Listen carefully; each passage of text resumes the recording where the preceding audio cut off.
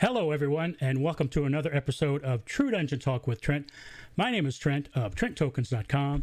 I'm a big fan of the game called True Dungeon and a very avid collector of tokens, which you can see back here. In today's very special episode, I'll be interviewing Alex Kammer. He's a Renaissance man. He's a husband and father. He's the director of Gamehole Con. Let's see, I have a list here. A lawyer by day, a game designer, an integral partner of True Dungeon, and a world-renowned collector of D&D memorabilia. Wow, makes me feel like I probably need to pick up a few more jobs. But before we get to Alex, I want to remind everyone about the drawing at the end of the show. There's a link that's pinned. Click that, fill it out. It's just your name and email so I can contact you if you win. And these are the prizes. First, second, third, True Dungeon Gold, and treasure chips. But you must be present in order to win. So please click that link, fill out the information, and make sure you watch the show. And at the end, you must be present to win some of those super cool prizes. So without further ado, let's introduce the man, the myth, the legend, Alex Kammer. Oh, look at there. The audience loves you. It's a great reception. I don't know what I've done to earn such a warm reception. Well, it was actually a video file, so it's not my real audience. So, maybe it's not that great, but it looks cool, though. Thank you very much for joining the show, Alex. How you doing? I'm great. Other than, being a little unseasonably warm here in central Wisconsin, no complaints. Oh, really? Now, what's the weather like normally at this time of year? Well, normally we'd be getting ready for spooky time and Gamehole Con, and now it's in the mid-80s here, so that's a little weird. Although I will say I shouldn't complain about the weather given what other folks are dealing with around the country. That's true. I understand that completely. But yes, you're. I guess you're right. That's right. We're only today's the 5th. So it's 2 weeks away, a hair under 2 weeks away. And you're right. Sometimes it's chilly. I actually remember it even snowing sometimes. So, and being slippery. So yeah, you're right. The weather is unseasonably warm. All right. So everyone in chat, say hello to Alex. I want to acknowledge people in chat. Hello, John, Chris Amir, Brian, Chris, Caroline, Jimmy, Gilstripe, Stephanie, Ian. Oh, my wife. There's my wife. Hi, Jen. She's right over there. She said, what if I come into the little studio room here? I said, well, if you do that, you're going to be on the show. Oh, and Alan, dude, Alan is here. Your name might come up, Alan, in the show. And let's see, I said hello to Chris and Limitless. Hello, everybody. And if you have any questions for Alex, we're going to be talking about all kinds of things. As I mentioned, he is a true Renaissance man. I couldn't think of a better noun for him. It's true. It's definitely what it is. Hello, Brian from Texas and Tom from Texas. We got the Texas representatives here. Hello, everybody. So if you have any questions, please type them in chat. Do me a tiny little favor, type the word question and then whatever the question is so I can find it in the chat here. Bob, hello. Bob says it's only 105 degrees in Arizona. So, wow. Oh, my Lord. All right, so let's dive right in. Alex, I have just a bazillion questions to ask you. When I interview people such as yourself from the industry, I like to find out things that maybe people might not know or maybe they might not discuss on other shows. So I'd like to first start out with this. I asked you to send me a photo from your childhood, and this is what you sent me. Can you tell us what we're looking at here? Yeah, this is, that's funny. That's me in the middle, and my two little brothers, probably Christmas morning. I absolutely assure you that my brother Andy is not actually holding a 357. That's a toy of some sort. I was probably 9 or so around there, and my brothers, Andy and Aaron. Wow. So I just realized that's 3 A's. I assume your parents did that on purpose. Any particular reason? Sort of. It's actually kind of a funny story. You really are going to some stuff that people don't know about me. But purposely for me, Alexander, and for my brother Andy, actually Andreas. My mother is a German citizen. My father is Swiss. So we have very Germanic. We're very Teutonic. But when Aaron was born, my mom and dad were apparently having, and he's 5 years younger than me, were having some sort of tiff at the hospital about naming him. So my mom, in a fit of pique, picked the first name in the baby book, which is Aaron, and hence Aaron. No way. Now that's a cool story. Yeah. So that's something that I assume he learned eventually. Did he ever? Oh, yeah. We laugh about it all the time now. Yeah, sure. That's so funny. That is hilarious. So may I ask what they do in their lives? Because you've got this long list of Renaissance men. How about these guys? Sure. Andy, my brother's a chef, and my brother Aaron on the screen right, the littler guy, he is a tool and die maker, and he's actually back in college. I'm so proud of him. He's just turned 50. Did he just turn 50? He's about to turn 50, and he is finishing his undergrad degree. So yeah, it's that's what my guys are doing. Wow, that's very cool. I actually grew up in a, let's say, not a wealthy family, so we never had a chance to go to college when I was little, and much later in life, that's when I actually went to college. So I was, I think, 40 when I went to first a community college, got an associate's there, and then transferred to a four-year college and finished my bachelor's there. It was one of my proudest moments, so I can understand what Aaron is probably feeling, and how you're being proud of him as well. It makes complete sense. Awesome. So speaking of children, there you are as children. Now I understand that you also have some kids. Who are we looking at here? Yeah, those two little stinkers. They're a little bigger now, but the one on the right, my daughter Vivian, cracking up, and I'm looking at her like, can you just please pose for this picture? And then my little guy, I have a mildly annoyed expression, and then my little guy Jove in his lederhosen. Again, this is at Oktoberfest. We're I'm unrepentantly German, and that's what we're posing there. And Vivian has her classic Dirndl, which is classic traditional garb for Oktoberfest for Bavaria for some. And we are celebrating Oktoberfest, or Wiesn as it's known in Bavaria. Wow, that's cool. And so you said that you're unapologetically German. If I'm not mistaken, did I have some sausages at one of your restaurants? Am I remembering that right? Or... Could be. I wasn't looking over your shoulder when you ordered, my man, but that's really possible. Well, you have two restaurants, if I'm not mistaken. Is that right? That's true. Right. That's true. And does one of them have German sausages, or am I remembering that wrong? Definitely, the Flying Hound, they both do intermittently, but okay. the Flying Hound certainly does. That's more of a continental pub. So we have everything from the Hungarian dishes to very German dishes to Central French dishes and so on, whereas the Free House is more of a rustic American pub. Got it. So I didn't know about the other place. Last year I went with, hopefully they don't mind me outing them. My wife went to Gamehole Con for the first time, and Jeff and Lori took us out to dinner. And we went to your other restaurant, and I thought, oh, I didn't even know he had another one. And if I'm not mistaken, I had some yummy German sausages there. So that's kind of cool that your family tradition is still happening there.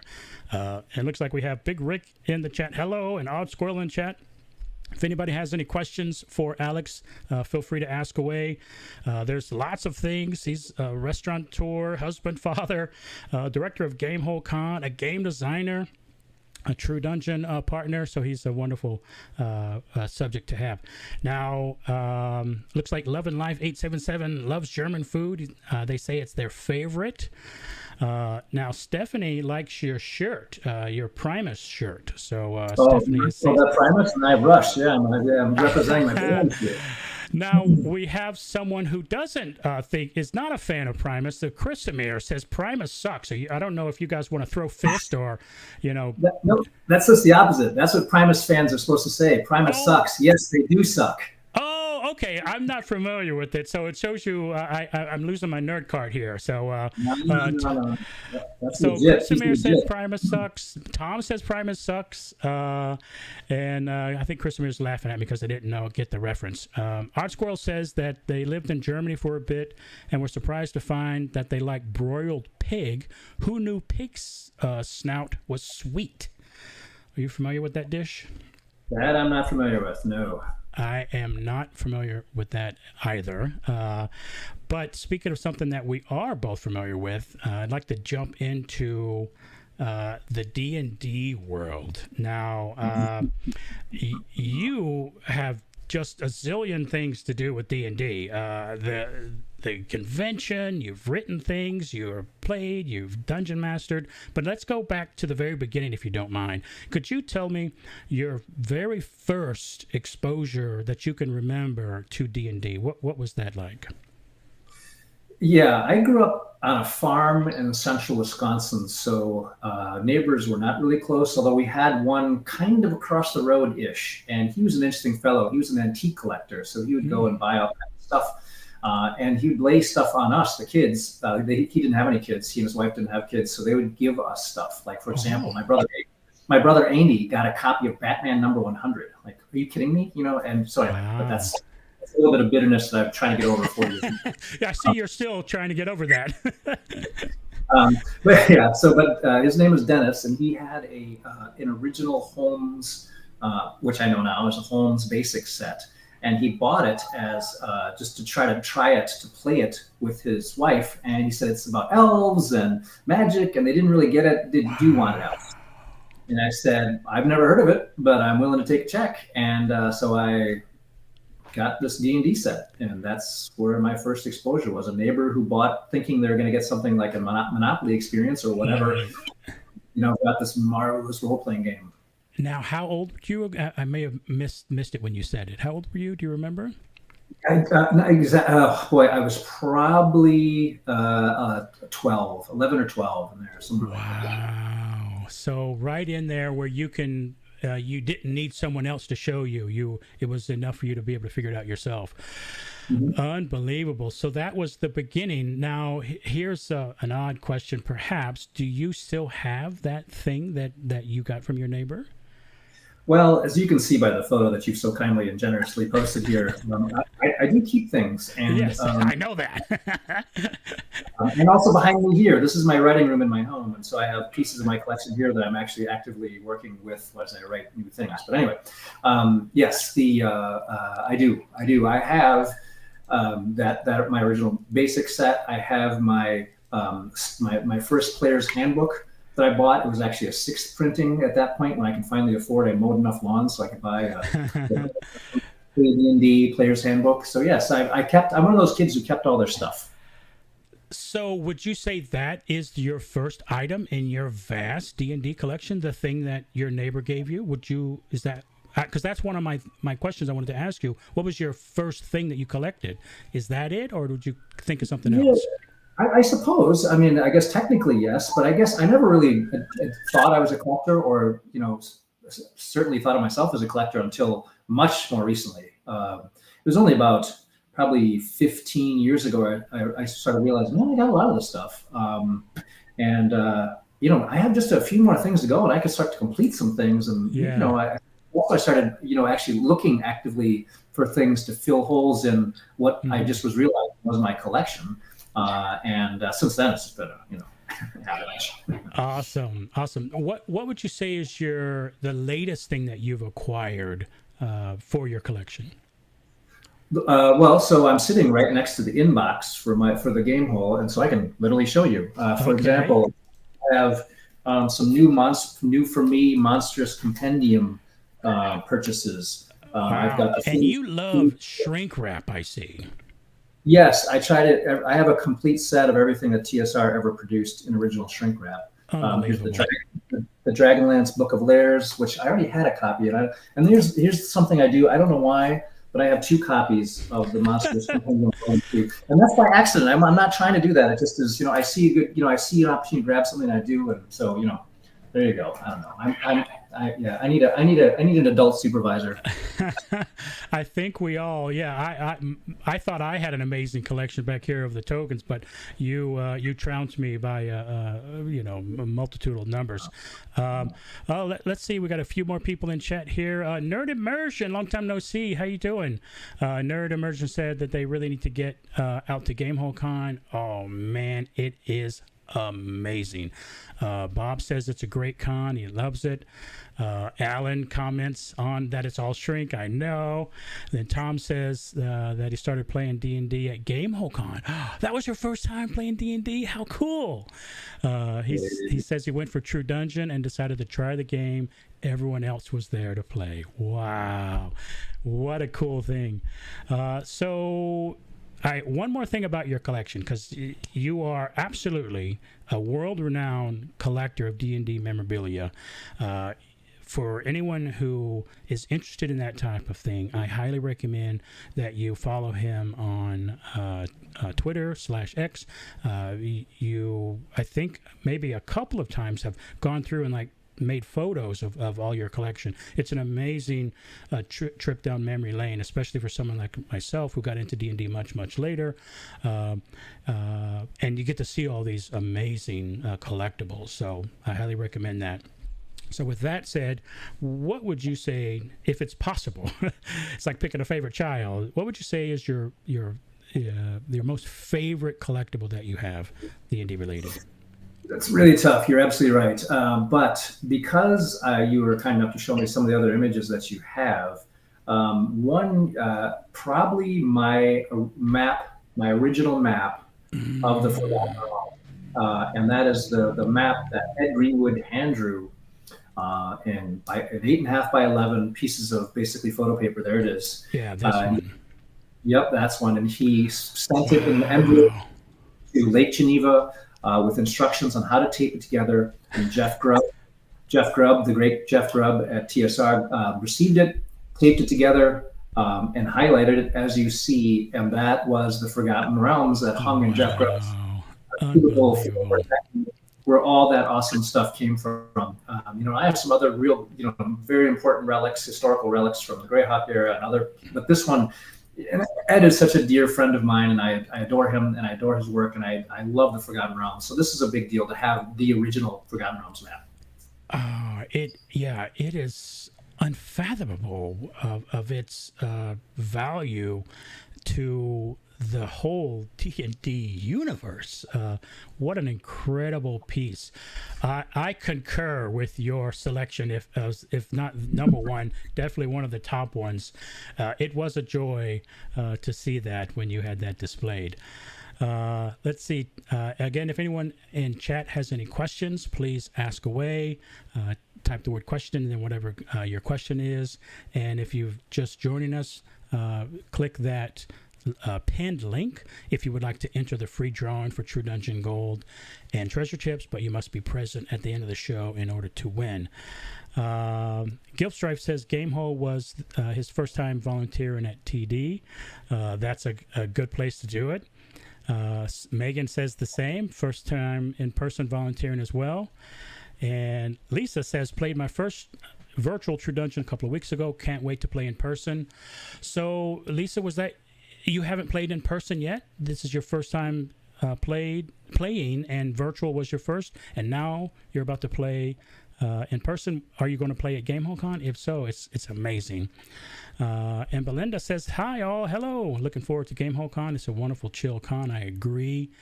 Ian hopes to get back to Gamehole Con soon.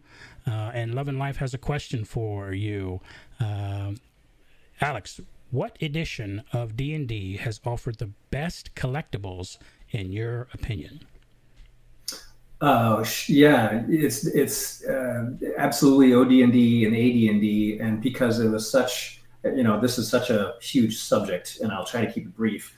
But if you're actually familiar with the history of TSR, it was such a haphazardly run business that they had such weird products that came out at odd times and different printings, cancellations. They were creating, I had no idea, collectibles. Like, for example, this is just one example. They had a satellite office in the UK, TSR UK. They created a product called Up the Garden Path. It's the product code is ST1, and they sold it. It is based on the garden show in England, in was Birmingham or London. I actually can't remember which cities I see here. I'm not at the game hall, so I can't verify. But anyway, so they printed a few of these, a few being probably maybe 500, and tried this and sold them at this garden show. Well, British gardeners weren't particularly interested in Dungeons and Dragons, and so very few of these were ever bought. Most of them got thrown away. So that created a massively valuable collectible, and just because they were running business not like a real business, So that's why. There's no question that the OD&D, AD&D stuff has the most collectibles, because it's just so weird, and such limited print runs and all kinds of weird one-offs and things like that were going on that created collectivity. Wow, very interesting, very cool. Caroline says, "See you all at Gamehole Con." That's true. I will definitely be there. And Love and Life says it's such a travesty that some of those got thrown away. So that I understand. And if you allow me to lament and cry with you, I have every token that's collectible back here except the bottom left is the 2003 tokens, and that was the first year they were just little like wooden nickels basically, and they threw them away or set them on fire because who cares, these is just things or whatever, no big deal, and they had no idea there would be such a huge collector market. So I'm missing 15. I remember being at Gen Con in 2003, and I got a couple of them. They must have been in a swag bag, and I didn't know what they were, and I threw them away. Yeah, exactly. Pretty much everybody. And I'm missing 15. I have all the commons. I'm missing 1 uncommon, and I'm missing 14 rares. And a lot of the ones that I'm missing are ones that you would just use because they're in the bag. And when you play, you're like, oh, well, this gives me something. So you just use it, and they just throw them away because things are not supposed to be used again. So yeah, my pain. But let's talk about happier things. Now, besides being a huge collector, you're also a game designer. How did you get into game design? And here's actually one of your big things that you did with Ed Greenwood, and you've done a number of things with him. Can you tell us how you got into game design? Yeah, so my day job is as an attorney. I'm a trial attorney. I represent injured people against insurance companies, and as secondary to that, in addition to being an advocate, a trial lawyer, so I'm in trial actually trying cases, I've basically a professional writer. I have done so much writing professionally. So I had those chops from my day job. When D&D Next was kicking around, which was the precursor for 5th edition D&D, the edition we're currently in. So we're talking 2013, 14. I really enjoyed the rule set, and it really, for the first time ever, sparked an interest in me in actually publishing the games that I had been running and were kicking around in my head. So that's what actually launched it, was 5th edition D&D. The early days, I decided I'm gonna try to write adventures for this awesome rule set that I adore, and publish them and see what people think. And that's how it gets started. Wow, that's amazing. Yeah, my first edition playing was 5th edition.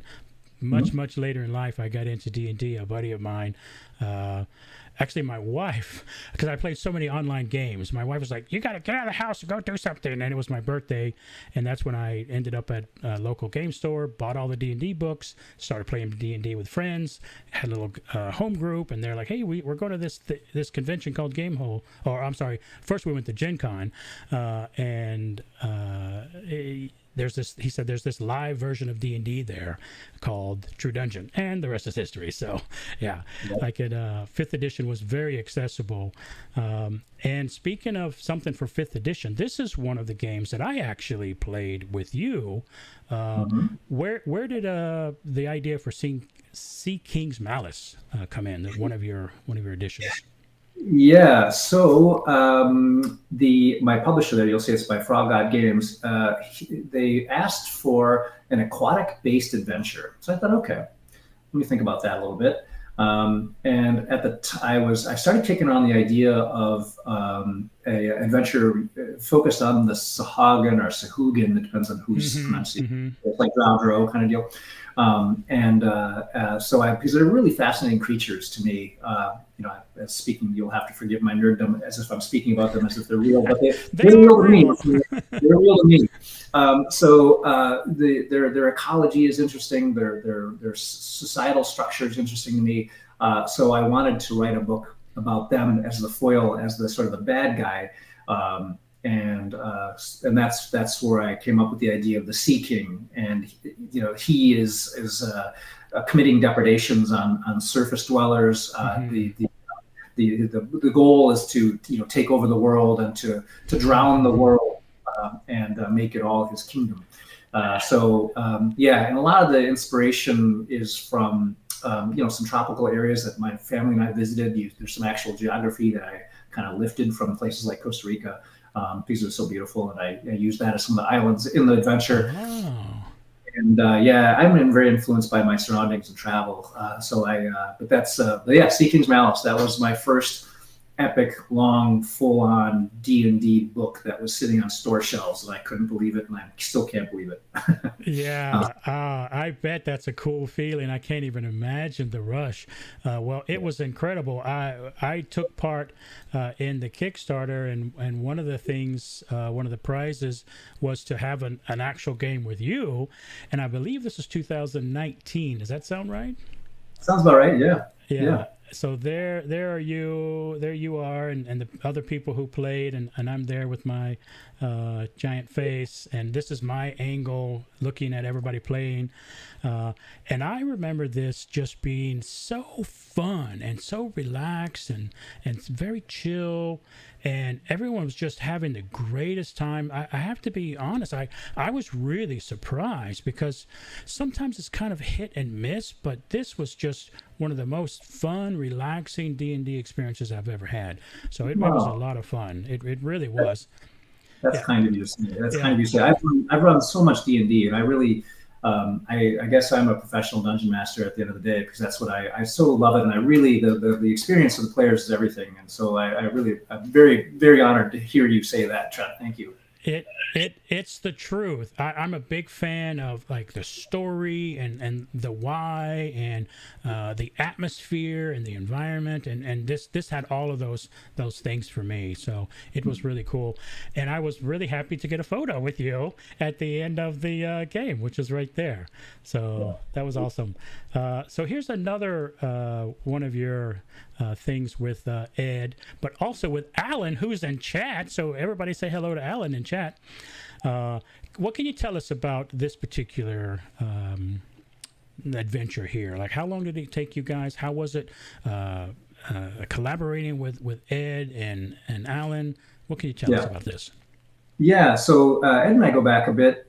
So we have co-wrote a bunch of D&D adventures for the DMs Guild that were played in Adventures League. So he and I had worked together a bunch, and then we got together and wrote the Border Kingdoms book, which is a specific region of the Forgotten Realms that we detailed, and mostly Ed. I wrote part of it.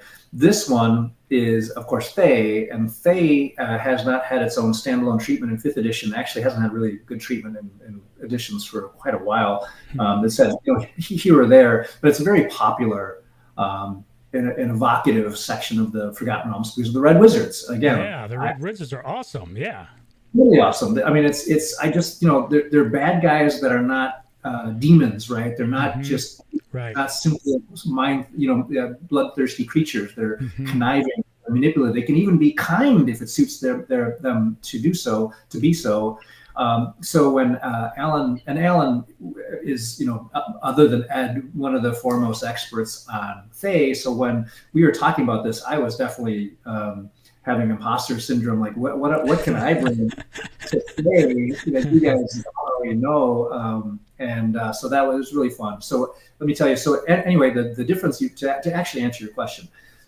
Ed is the most prolific, explosive, creative I've ever been around. He is when he just, it's like trying to sip from a fire hose. When he sends you prose, like when we would volley back and forth, we'd have a Word document. I'd write I'd have a few days and I'd write, 5,000 words and I'd send it to him. I'd get it back in 2 hours later and have another 5,000 words. Like, like Wow. it's just crazy. And then Alan was more of a moderating influence because he was more of a reasonable person too. So, but it was really great working with those two because we all worked well together. We all worked. I think we really did a good job of sort of seeing each other's strengths. And mine is adventure design. That's my thing that I like. So I wrote in this book and a few other things. I designed the Thean military. I did some stuff like that. Alan is much more of a he's great with when it comes to building with the actual rules. So he did some character features that are in the book, and he did a lot of the background of certain regions of Thay. And then Ed is just lore. He just pounds out. Yeah. So Alan and I both had to work with Ed's stuff and sort of shape it and into this form. And it's been one of the most popular books in the DM's Guild history. It's sold copies and copies and copies. It's been very, very successful. And those guys are great to work with, and I'm very fortunate to have them. Very cool. Now, do you know offhand, or even maybe close to, how many things you have published on the DM's Guild? I would say between 15 and 20. I don't know, somewhere in there. I'd have to count them. Okay. All right. Awesome. So if you want to see some of his work, go to DM's Guild and search on Alex. Now, speaking of working with Alan, this is your most recent adventure, right? The End of Everything. So what can you tell us about The End of Everything?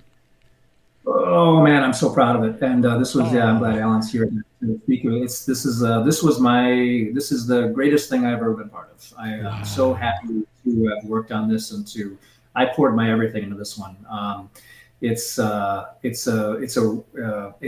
massive, huge, spanning geography, massive world. Very, I think, challenging adventure from a lot of standpoint. We did a great job, I think, of hiding what's actually going on. So what you think is happening is not really what's happening. We did a really good job of mixing, I think, the sandbox elements in a central narrative. So you can go about it, trying to sort what's going on here and how to actually run and play this adventure in many different ways. And it's evocative as hell. It's creepy. It can be even scary.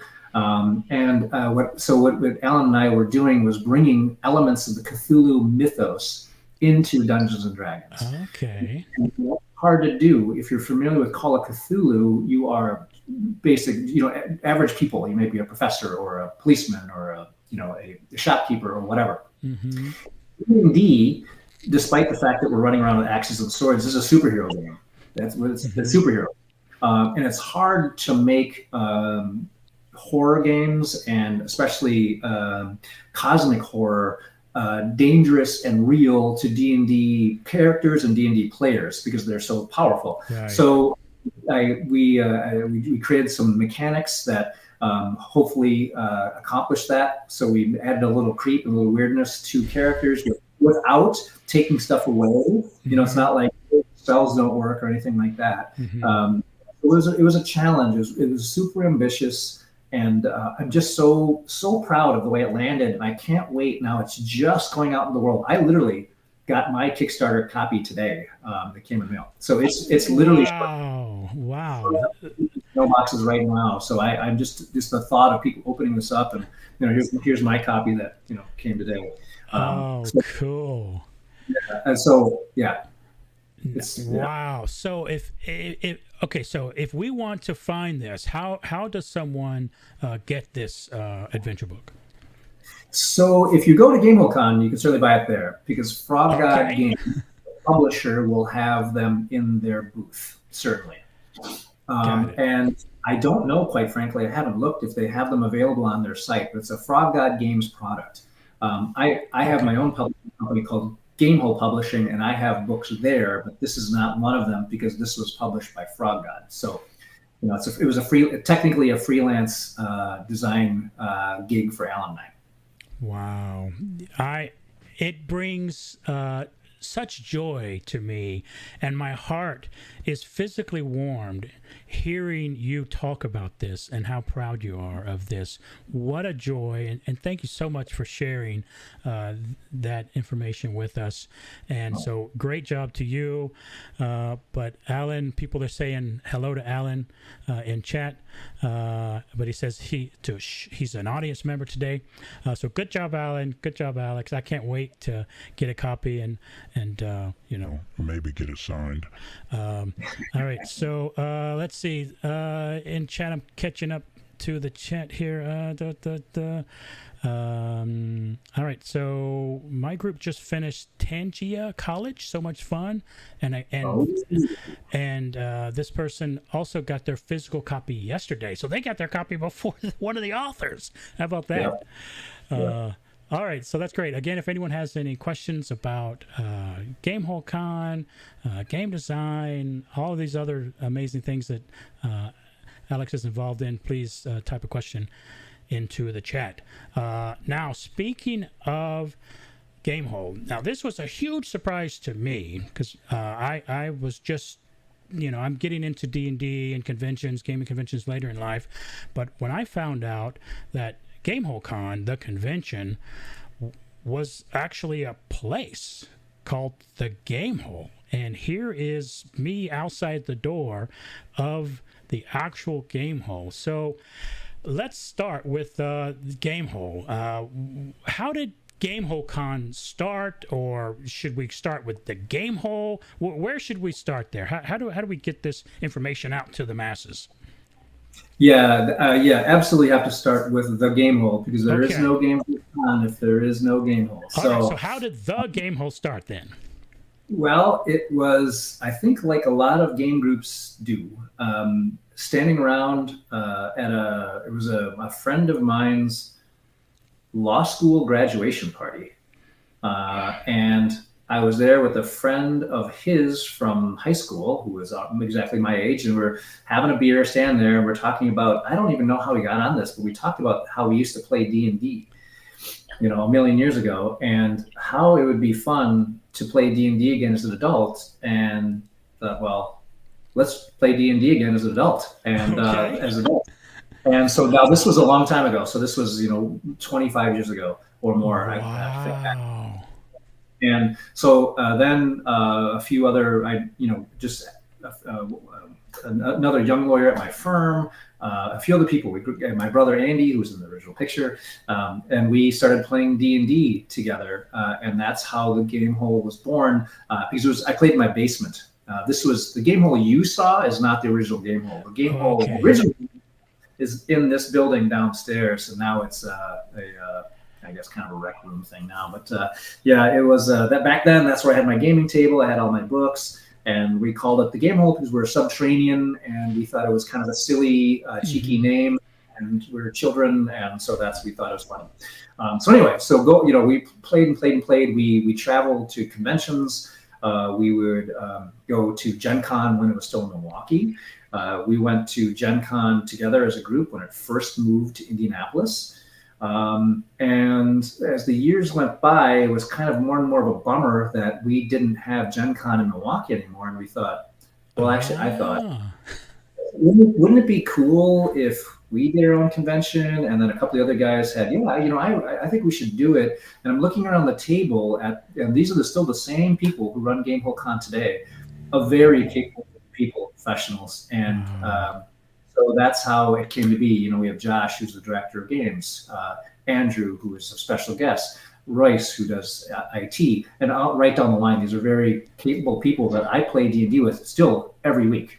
At least once a week, I play together, sometimes twice a week, in the Gamehole, that spot where you were showing. So that's how it came to be. Actually, the real genesis, the spark to really launch it was there's a game store that opened up very close to where I'm sitting here called I'm Bored, Games and Family Fun. Oh yeah, sure, I've heard of them. And it opened up in my neighborhood, and I walked in there about a month after it opened because I didn't think it had any RPGs. I thought it was just I'm Bored, it's a board game store, and he had a robust RPG section. I thought, oh sweet man, cool, good for you. And I asked, is there anything I can do to help other than buy stuff? And he said, well, we've got this play space and no one's really using it. So I went back to the guys and said, hey, let's play games with other people. Let's try that. Let's run games for other people. And so we used, I don't know if Meetup is still a thing, but it was then. We created a Meetup, and all our games filled up really quickly, and we'd have 4 or 5 tables of them. We played Pathfinder and D&D simultaneously, and people really liked it. I enjoyed organizing it. And then I thought, well, and then off we went, and that's why. And so that's why our show has such a strange name. It's because, first of all, we have never done conventioning for profit. We've never done so for, purposeful commercial gain. It's for fun, for joy, to celebrate each other, to celebrate the hobby, to celebrate the other people who want to play this game, to bring new players in. And it's really, if the suggestion was, maybe you guys should have a different name, something that's a little more commercially palatable. I said, well, I'm not going to do it. Just not going to do it. Because that's not us, and this is who we are, and that's what we're going to do. And so that's how it started, and that's why we have such a funny name, and that's why in a large quantity, why it's so awesome, because I think we're doing it for the right reasons. Wow. And what year is this year? This is year 11. Yeah, year 11. So 2013. 2013 was our first. Of course, COVID, interrupted the numbering a little bit because we had 1 year completely off. Sure. Yeah. Wow. Well, for anyone who's never been to Gamehole Con, how would you describe it? I think you did a pretty good description just now, but how would you what's the pitch, if you will, for Gamehole Con? Yeah. So we have always aimed. We do have very targeted goals in some respects. One is to be the best run convention in the world. Because we go to conventions all the time ourselves, and it sucks when you have to wait in line. Yeah. Hate it. It sucks when you go and your badge is not right. Mm-hmm. It sucks when you go to a game and it's not there. It's supposed to be somewhere else, so then the game master's not there. All that sort of stuff. I can't take disorganization. I can't take chaos. I just, so we try to organize it so it's perfect. Of course, it's never be perfect. It's too many people. It's too chaotic, but we really try to be perfect. So that's one. Two is to be whatever the opposite of corporate is. We want to be expressly joyful, celebratory, fun. You want to do something cool at Gamehole Con, you can absolutely do that at Gamehole Con. As long as you're not interfering with someone else's fun, you're not going to violate our policies, which we feel very strongly about. That absolutely everyone will be respected. Everyone, this is an exercise of joy and love and respect for each other, and that we are all coming together to celebrate this hobby that means so much to us. So that's what we're about, and so we are just the canvas. We create the structure, and you all are Gamehole Con, truly. The events, the game masters, the dungeon masters, events like True Dungeon, Dungeons and Dragons, Paint and Take, everything that you all do, that's Gamehole Con. We just build the structure, and we get out of the way and enjoy the magic that has unraveled and come forth over this decade plus. It's just incredible. We never sought to have what now is the largest majority RPG convention in the world. It's crazy. That was absolutely not the goal. That would have been silly to say something like that, to even suggest we could do something like that. And the growth, we're way up again this year. The growth is staggering. And we really work hard to stay ahead of it and to make sure that our culture is maintained, that the experience is maintained, so a good value. Like, for example, Gen Con, and I adore Gen Con, I've been going since forever, but a Gen Con shirt that is of okay quality is $45. We have a much higher quality shirt for $20. We just think it's unfair to it's not trying to rake money from people. We just want to not lose money and put on a great party. That's really what we're trying to do. And I think Jeff got that right away when he visited us years ago. And we were very of like minds, and we have been ever since on all that stuff. It's been great to have partners like True Dungeon, like Wizards of the Coast, and all the other publishers. Free League is a tremendous partner, but with so many, Chaosium, they're just wonderful partners who dig what we're doing and want to be part of it. And so it's humbling, quite frankly. Wow, that was an excellent description of Gamehole Con. So if you're listening or watching and you've never been, hopefully that convinces you. All I will add is that I think it is the perfect convention. It's not too big, it's not too small. It's the Goldilocks convention. You can go whatever it is you're into. It's there, and it's not something so far away that it's unattainable. You can just meet all these different people, and everyone there is loving what they're doing. You can actually talk to people. It's not something way up on a stage, hundreds of people away. It really is. It's like right in that perfect sweet spot of an amazing convention. So I highly recommend it. So let me check in with Chet here. Michael says our game hole is called the Nerdatorium. Lucky for Alex, Nerdatorium Con doesn't have the same ring as Gamehole Con, so he doesn't have the need to worry about competition. Odd Squirrel says this will be their first year going to Gamehole Con. Looking forward to it. Road tripping from New York. Odd Squirrel, are you in New York? I'm in New York too. All right, so Ryan says first time at Gamehole as well. We'll mostly be volunteering for True Dungeon. Awesome. And Bob has a question. How do you see True Dungeon at Gamehole Con in the future? Well, that's a good question. Of course, that's going to be largely up to Jeff and Lori. Defer to them. But we have always, because I'm involved in True Dungeon, I'm a really easy partner for them. I just say, hey, here's space. Do you need more? Do you want less? What do you want? Do whatever you want to do there. So that's really a question better posed to Jeff. But I, of course, would like to see as we grow more True Dungeon, more True Dungeon there, and as we could take advantage of our space, and as long as there's a big enough volunteer base. I'm delighted to hear some new volunteers, and our player base continues to grow. There's no reason why the number of dungeons would not increase as well. And also more, of course, unique content, to have real reasons to come to Gamehole Con, not just to replay, but to play new content. And I know that's hard. Jeff works very hard on the adventures that he writes. And it's not something you just spin out and say, oh, we can do new content for every show. That's just not possible. Given the production value and the creative requirements to put together a multiple room adventure like that is really not something you just spin out. I'm delighted with how True Dungeon has gone so far at Gamehole Con. Now it's probably 6 years now or something like that. It's been a number of years, and how well received it is, and how everyone has fun. And I like the fact the compliments, some of the highest compliments I get are True Dungeon fans who came to Gamehole Con for True Dungeon, and they've said, we're going to come here now instead of Gen Con. And not trying to compete with Gen Con at all. Gen Con is its own thing, and I adore Gen Con, and I have some very good friends who run that and who own it. I'm absolutely not trying to compete with Gen Con. But I really appreciate the comment because it shows that people get what we're trying to do. It's a more chilled, a more relaxed, a more fun, and also just not as crowded and not as right. It's not as hard. And I love Gen Con. I go every year, but it's just a different experience. Right.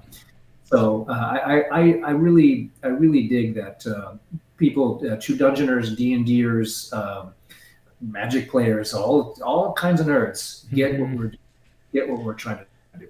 Yeah, I totally get it, and I understand what you're saying. I go to Gen Con for something different, and I go to Gamehole Con for something different. I enjoy them both for different reasons. Yeah. Let's check in with chat. All right, so here's a question from Jumpman Stick. Are you guys planning on expanding Gamehole Con? As far as the physical footprint, perhaps. We have to.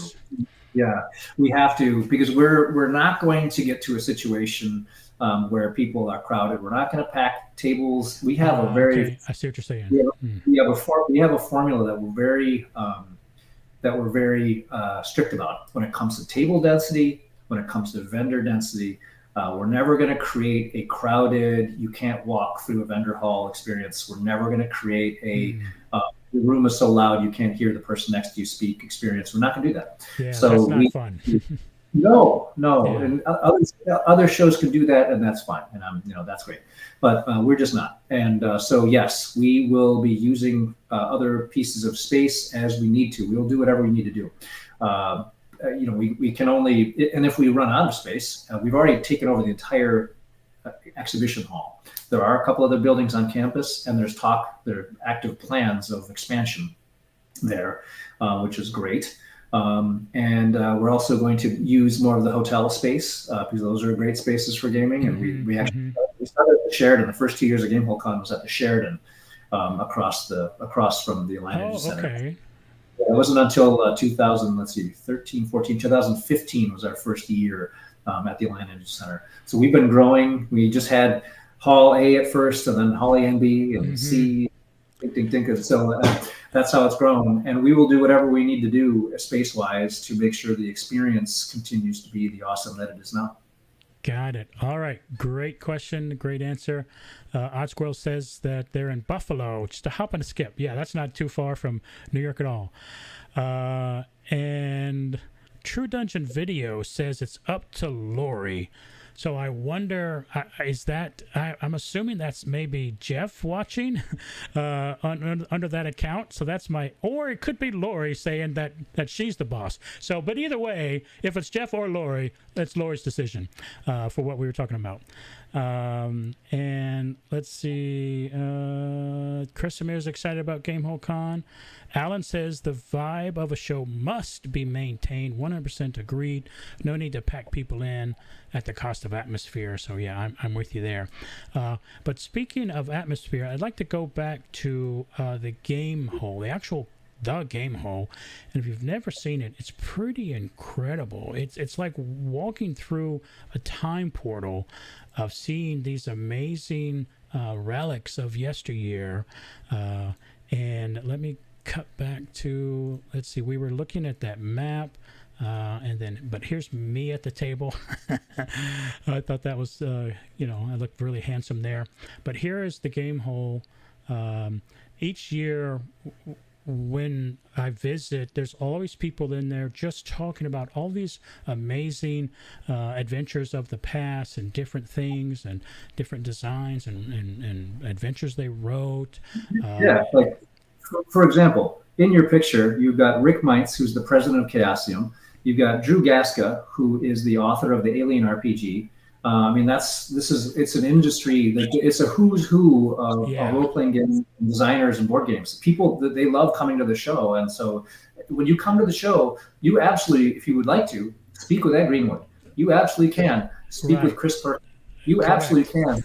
There you go. You can have a minute with Mike Merles if you want. You can. That's part of the show. Our requirement of our guests is that you be available and you hang with our people, and they love it. And they game. Everyone comes to game. This is not a fan con where you wait in line to go do signings. This is where you come to game, and you game with people that you care about and you want to meet. And that's what that's definitely our core ethos for sure. Yeah, it shows because for the people who have been to Gamehole Con, they already know this. But if you've never been, you're just walking down the hallway and there goes Ed Greenwood or Chris Perkins or Mike Merles, like you said.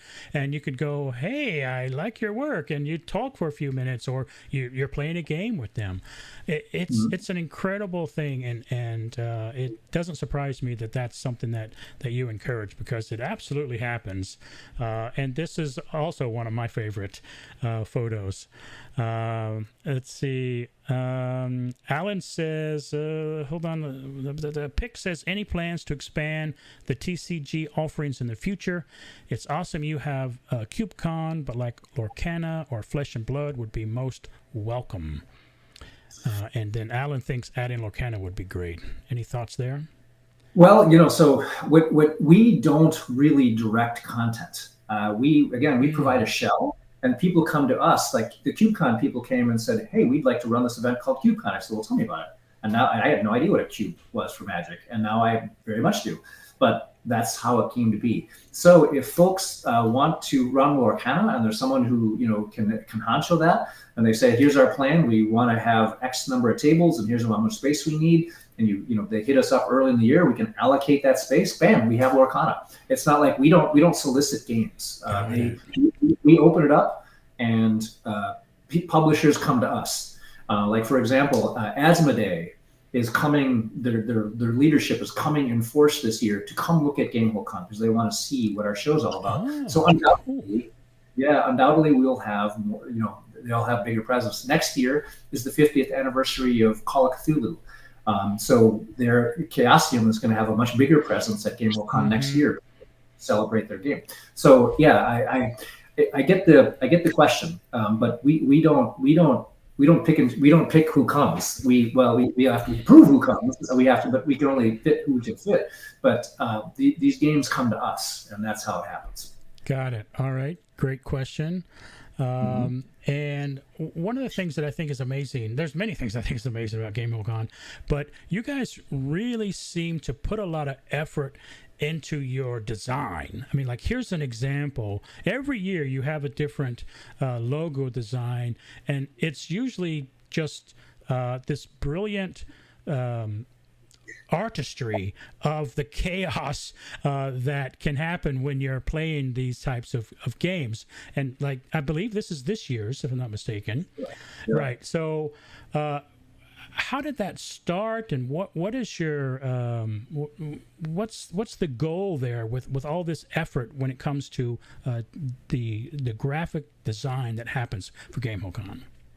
Sure. I'm an old school nerd, man. So like, I was drawn to the covers of fantasy novels. I was drawn to the album art of heavy metal albums. I was drawn to all that stuff. That's integral. That's so tied into gaming, in my opinion. So that's what we our look is very much that. It's a little goofy. It's very fun, and it's super over the top and.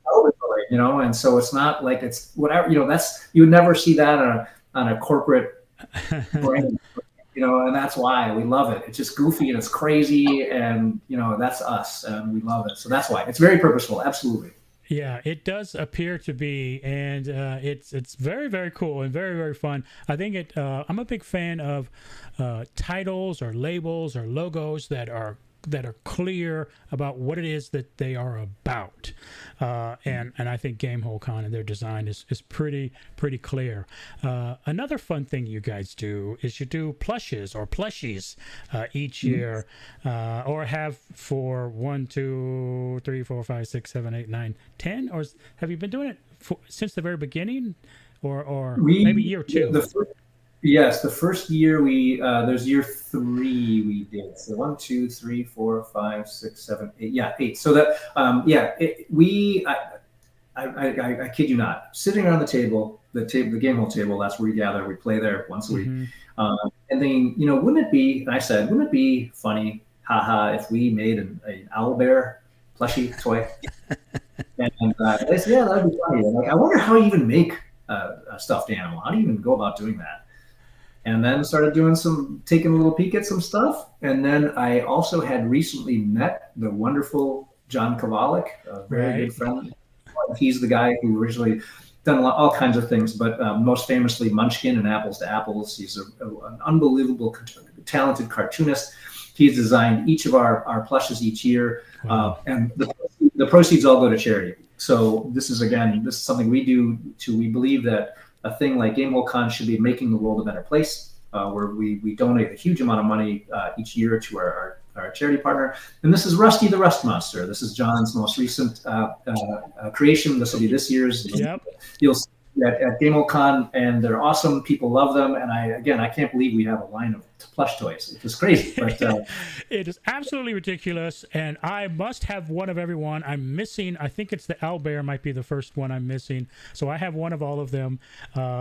Now, it's interesting that this is a very cute plushie here, because this is an evil monster that really is a lot for players to deal with. So don't don't be lulled into this sense of cuteness here, people. Rust monsters are bad news.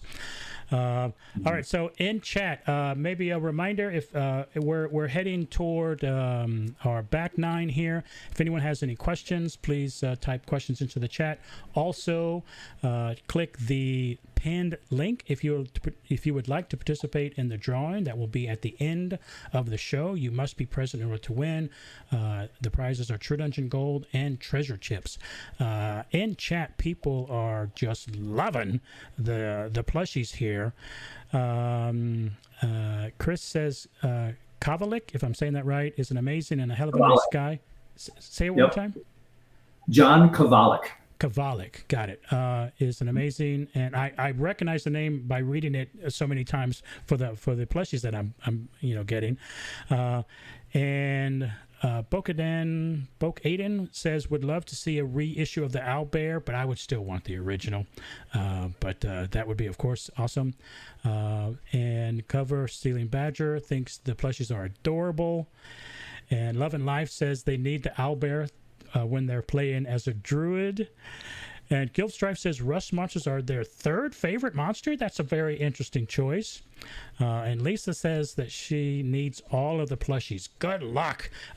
You can buy some of the previous years in the merchant area there, and that's where I caught up on all of the ones that I have, with the exception of one, the final one that I'm missing. And Christopher also says John is one of the nicest people you'll ever meet. Doesn't surprise me at all.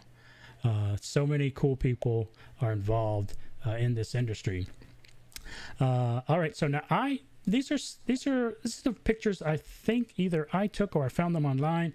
Can't recall, but when I saw this photo, it made me think of maybe just first it being set up and then you looking at it for the first time. I don't know why that jumped into my head, and I thought to myself, I wonder what Alex feels when he sees this, and knowing that people are traveling from all over the country and perhaps other parts of the world as well to Madison, Wisconsin, to walk through these doors, to go and play whatever their game of choice is. That just must be, I don't want to put words in your mouth, some type of feeling. Can you describe that feeling that I'm trying to point out here? How does this make you feel when you say this? Yeah, well, you're going to make me tear up. It's incredibly humbling. It's incredibly humbling. You know, I always joke with people, friends, that Gamehole Con was a bad idea that's gotten out of control. I say that absolutely kiddingly because it's a source of tremendous joy for me and my friends. It's a lot of work, but it's a work of joy. And so when we are there, we set up, and the stories that we hear, the fun that we witness, the people come up to me and with just heartfelt thanks. I don't even know how to respond because it's so humbling. I don't know how to put it any other way. And to see that you're right, the people who travel from around the world, certainly around the country, each year and make it a big part of people reach out to me about, they want to know what 25 and 26 dates are because they want to plan that far ahead. It's such an important date for them. I can't even believe it. I truly can't believe it. And the fact that we have thousands of people who are in a few days will start to descend on Madison like a locust plague bearing. It's so much joy. It makes me so happy. It makes the guys so happy, and we love it, and we love to see what happens. I mean, what's so great about it is that it's such a wonderful community. I mean, you all are such wonderful people. It's such a pleasure to put a party on for you. We don't have any problems. We have our very express policies. We've never had to ban a single person, and people are surprised by that. We've not had to ban anyone. Have there been a few things here and there, but really, I mean, you talk about gathering 5,000 to 7,000 people, and you don't think you're going to have some knuckleheads in that group? Well, almost any other hobby or any other industry or any other section of society, you'd have more problems. But gamers are kind, they're decent, they get it. It's a collaborative effort. It's a collaborative enterprise. We're working together to create fun. There's no reason to interfere with someone else's fun. And people just get it, and they love the effort. They love the goofiness that our show is about, the joy our show is about, the celebratory spirit, and everyone just rolls with it and has a great time. And so it's incredibly humbling, Trent. And so it's there are times when I walk through a hall and I see like 1,000 people in a hall playing this game. They're all, jamming, working hard and playing and having fun and laughing. And I'm like, oh my God, there you go. Right. What an experience. I mean, it's just like, it's unlike anything else I've ever done. I've had some tremendous things I've accomplished professionally, and I couldn't be more proud of my children, but this is right there with the Gamehole Con is a source of tremendous pride for me. And the guys, and it's wonderful. I'm privileged to have this opportunity to spend time with you all once a year. What a joy! I'm blown away by your candor. I always thought that you were super cool, and Gamehole Con was super cool, but you're also human. I didn't know you were also human. Not to say that you were subhuman, but what a treat for you to share your soul with us there, and how important it is. This is one of the best responses I've gotten in any interview I've ever done. So I really recognize you. I see you. I understand. I would like to say that I think I understand what you're saying and what you experience, and thank you for sharing that with us. I mean, what a supreme joy. So if anyone isn't convinced yet to at least give Gamehole Con a try, I'm not sure what else we can say. But speaking of Gamehole Con, this is a special year for Dungeons and Dragons. It's the 50th anniversary, and there's going to be some very special 50th anniversary D&D related things at Gamehole Con. What can you tell us that's going to be special for the D&D 50th at Gamehole Con? This is a perfect example of the humbling experience that is to run this show. This is a poster that a friend did for us, unbeknownst. He created this. He's an art teacher out in Boston.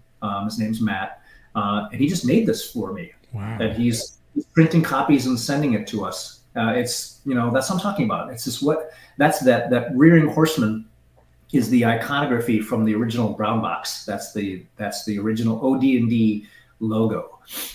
So he took and made this super dope poster. There'll be some smaller ones for sale at the Gamehole Con merch booth. Again, 100% of the proceeds will go to our charity partner. And one of them, I'm going to have all our guests sign, and we're going to auction it. 100% of those proceeds will go to our charity partner. But leaving that aside, D&D means a lot to me. That's such an understatement, but it means a lot to me. So the 50th anniversary of D&D is a big deal to me. It's clearly a bigger deal to me than it is even to the publisher of the game.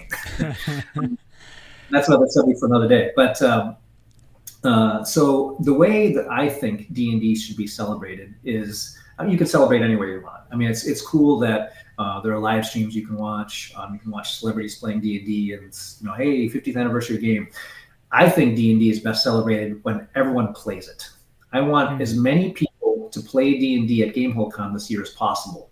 And to that end, we have special games that, and Jeff, my partner in True Dungeon, has been a tremendous help with this. You'll see in the lobby of the Allied Energy Center, True Dungeon walls set up, erected. And in that mini dungeon, there are 4 tables. And every hour, there'll be 4 new D&D games that go on in that area. 2 of them will be advanced Dungeons and Dragons. So we're talking late 70s, early 80s D&D. 2 of them will be 5th edition D&D. There's no experience necessary, so these are effectively learn-to-plays, but also really cool adventures. Mike Merles authored the AD&D adventure, and Chris Lindsay of WotC, formerly of WotC, authored the 5th edition one. Jeff has produced puzzles. In fact, they're behind me, physical puzzles. Wow. That we'll have to solve. There will be True Dungeon, Dwarven Forge terrain set up on each table with miniatures. Here, like I kid you not, here are the miniatures that I have. I have them all right here because I'm staged. And so every hour, people can sit down and play a 1-hour D&D game, a complete D&D game with no experience necessary. We have super cool pre-gens. You pick a character and you go, and you get to play D&D, and you play it. The cost is $2, and the DMs packed full of our special guests. You actually have a chance for $2 to play Advanced Dungeons and Dragons with Ed Greenwood. You have a chance to play just so many guests. Alan Hammock, Jeff, all these guys are running games in this special area, and that is going to be quite frankly, I'm so excited about this. This is going to be the pinnacle of what I think gaming conventions should be. That should be as I don't like velvet ropes. We do have some badge tiers because people demand them. I don't really care for them personally. I'm a 4-day badge holder at Gen Con. I'm not a VIG or anything like that. That's just, I go as just a normal dude. And so I view it as from that perspective, because that's what I've been my whole life. I've never been anyone in this industry. And so I just try to, make my way through every convention and try to have fun. One of the big goals of mine is to have every attendee have an awesome experience at Gamehole Con, and hopefully, because it's the 50th year of D&D, a Dungeons and Dragons one. So that's what it is. That's what we're doing, and I hope everyone has a blast. Wow! I just thought of something. I'm not so great at math, but 40 years ago, maybe 35 years ago. So let's do a little math. You have to do the math for me. Your neighbor, kind of across the street-ish, gave you this game that he thought was going to be Monopoly like with his wife. And then cut to now, the 50th anniversary. So many people are going to play D&D, maybe for the first time, at the convention that you and your friend started. I mean, wow, right? Mind-blowing experience. Unbelievable. Yeah. Now, I have played D&D a lot, and in recent years, I got into it much later in life. My wife, for our home game, I always ask her to play. She always says no. She and I don't think she knows this, if you're still watching, honey.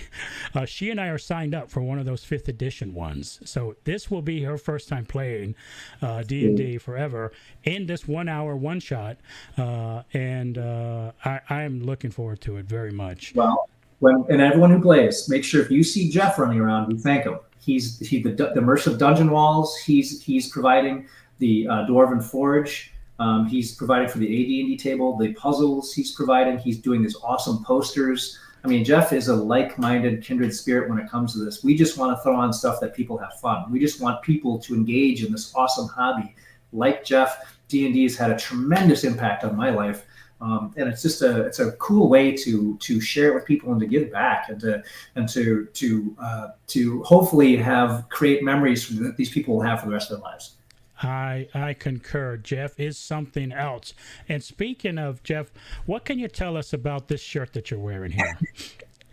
Yeah, my man Jeff, out of the blue, sent that to me. He made it and sent it to me, and that's the kind of knucklehead that he is. Like he's a kindred spirit, like just goofy, fun, and doing cool stuff just because it's cool. And that's one of them. I'll definitely have to rock that during the show at some point. Yeah, I didn't know that Jeff made this until I found this photo and you told me. I mean, that's amazing.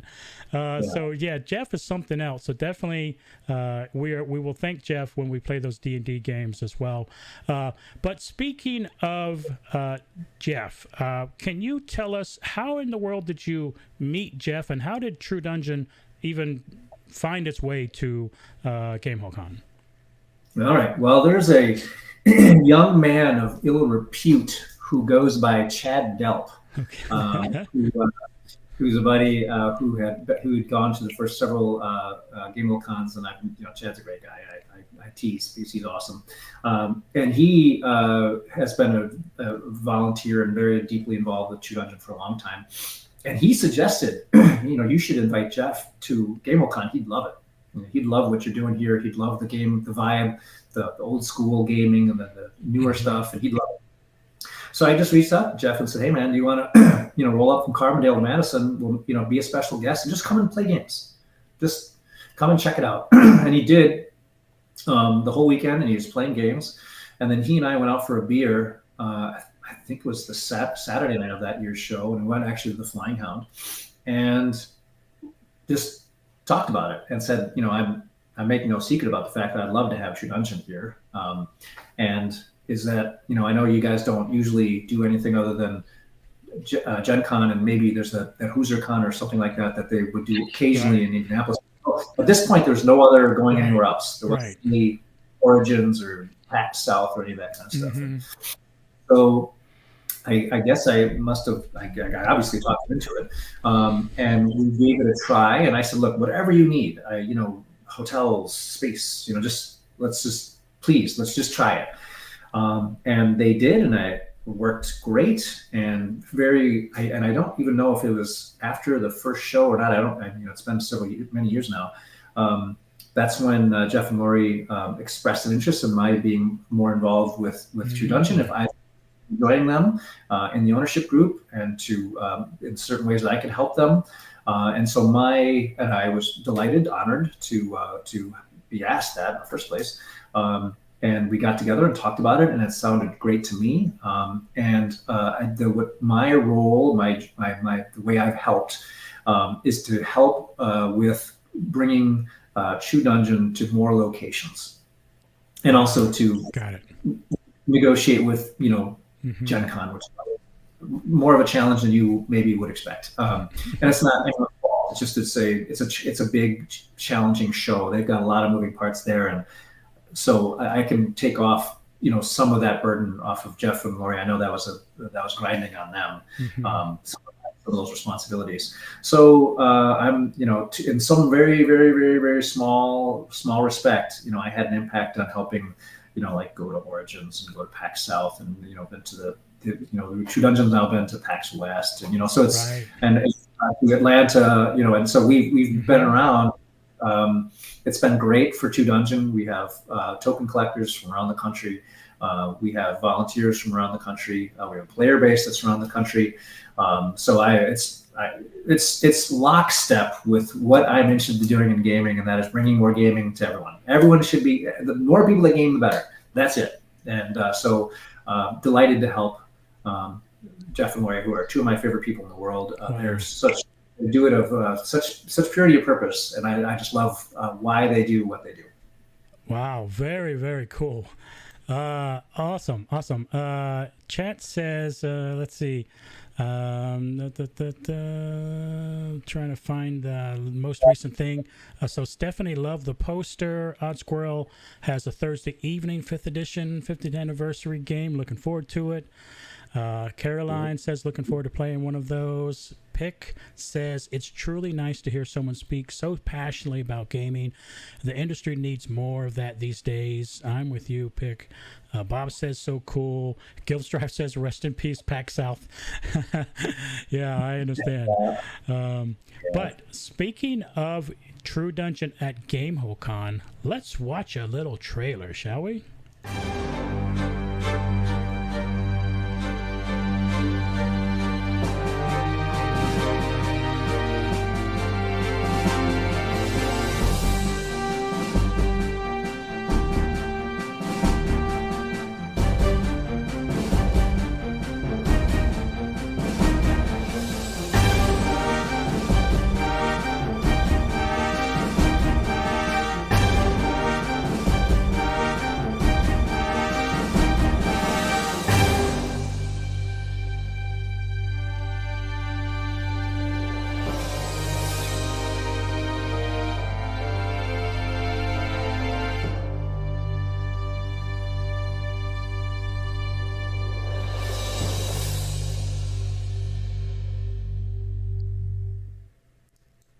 Very cool. So you guys, man, I'll just say this. You guys are so damn lucky that you get to go play this game. I mean, I can't even imagine being able to, rolling into Gen Con in, 1980 and going to do something like that. I don't know if I would have, take me out of there in a bus or out of an ambulance. Are you kidding me? That is so cool. Yeah, I know the feeling, and that's exactly what happened to me when I first played. My friend said, "Hey, you don't need to buy any tokens. I have a bunch of tokens, but if you want, you can buy one weapon." And I thought, "Oh, okay." Well, now I'm I don't want to say I'm the Alex of the True Dungeon collecting world, but I might be close to it. So I totally get it. And that's just the collecting part. There's a whole gaming part. It is a ton of fun. And what you just saw there is the actual rooms that will be at Gamehole Con, the 17th through the 20th, of course, if you haven't seen those dates yet. It's Temple of the Dune Viper, 7 rooms, a 2-hour adventure. Highly recommend it. And this is something that's only at Gamehole Con. This isn't anywhere else this season. Desert Nights True Grind Flame of Hate. It's a 1-hour hack and slash. It's a more advanced game, so if you've never played before, you probably don't want to play this. You would die in about 2 seconds, but for all of the other players who have played before, at least that's the recommendation. If you've never played before, of course you could do it at a lower level, but it's a brutal festival of mayhem, and it's a lot of fun.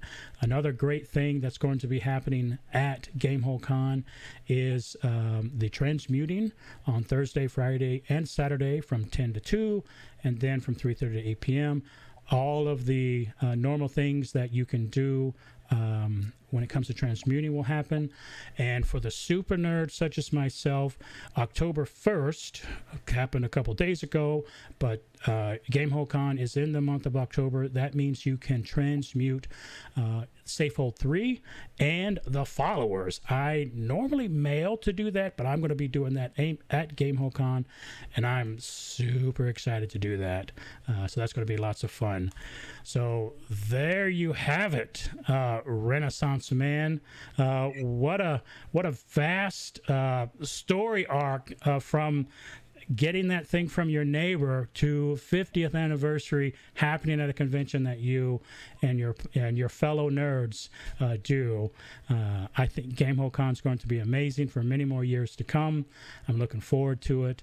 I really appreciate hearing more about you and also all the amazing things that you are involved in. It was an amazing treat to listen to. Such a soulful and passionate embrace of all the gaming nerddom that we all enjoy. But so I would like to close with, is there anything that we did not discuss that you would like to share with us, or do you have any final words before I let you go and get back to organizing Gamehole Con? Well, just this, Trent. I just want to say thank you to you. You're such a good guy, and you're such a wonderful ambassador for the hobby. You've been a stout supporter of Gamehole Con, of True Dungeon, and of the whole hobby. And I appreciate you, and I appreciate everything that you've done for us, for everything you do for your fellow True Dungeoners, what you do for the hobby. And so I just want to make sure that you get your credit. This is a lot of work to put on a show like this. You do so with great efficiency, with great competency, and you deliver wonderful content. And you should be celebrated for that. So thank you, and I'm honored to be here. That's super kind of you to say. It's really hard for me to hear that stuff, but I do appreciate it. So with that, let's everybody say thank you to Alex. Get back to work, and I'll see you in a couple of weeks. Thank you, Alex. Bye. See you soon. All right, so everybody, that was Alex. Alex Kammer, the director of Gamehole Con, a true Renaissance man, an amazing human being, as you just saw.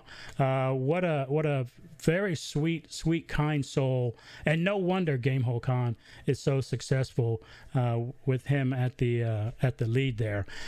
So it is now time to do some live giveaways as we close the show.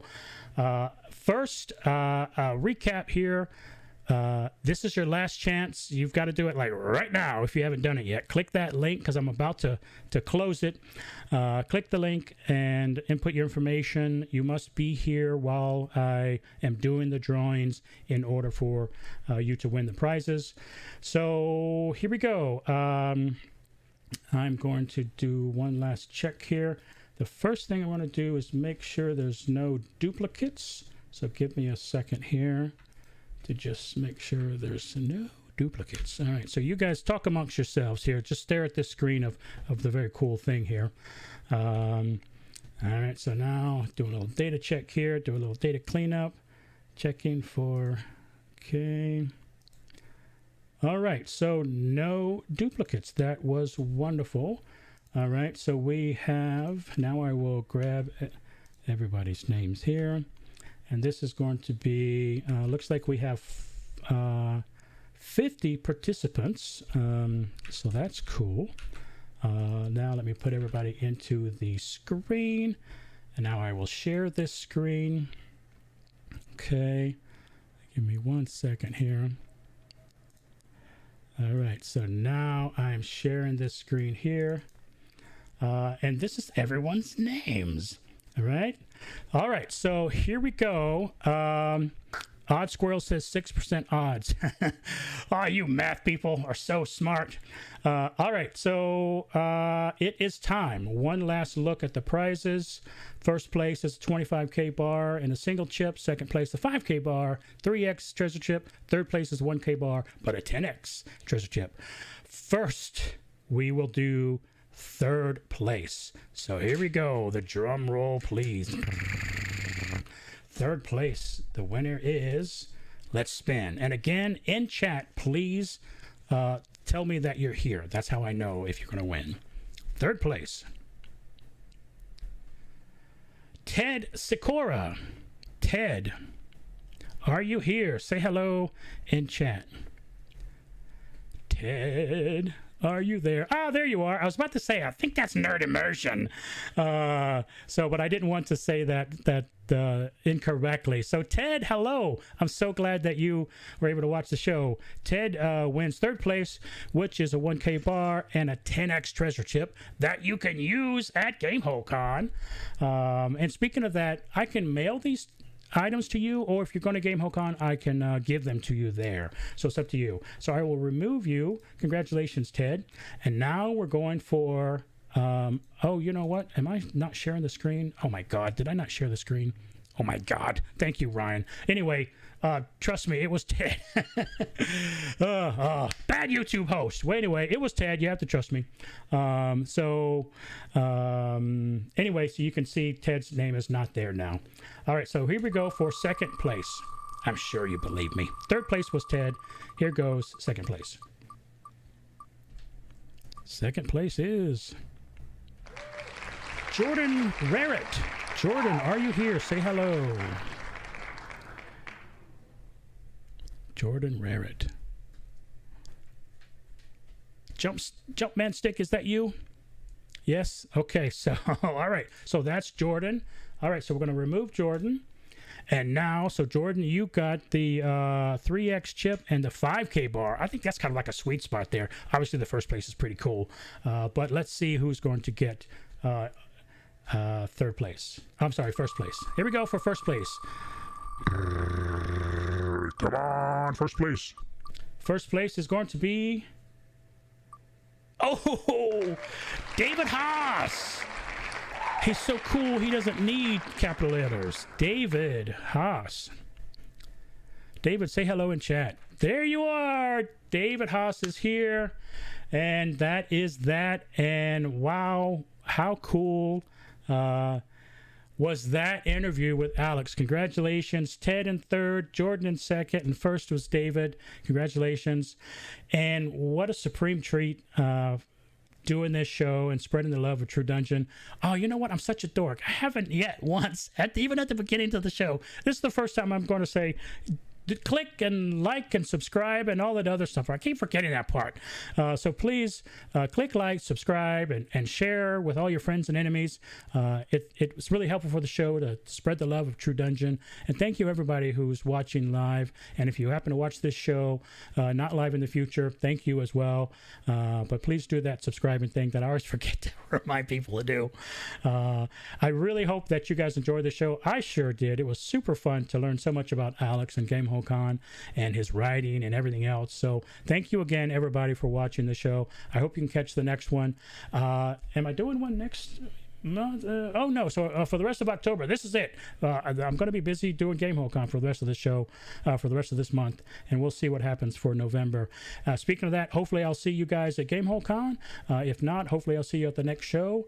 And don't forget, one of my most favorite things that I like to say: it's very difficult to frown if you're smiling. So please smile.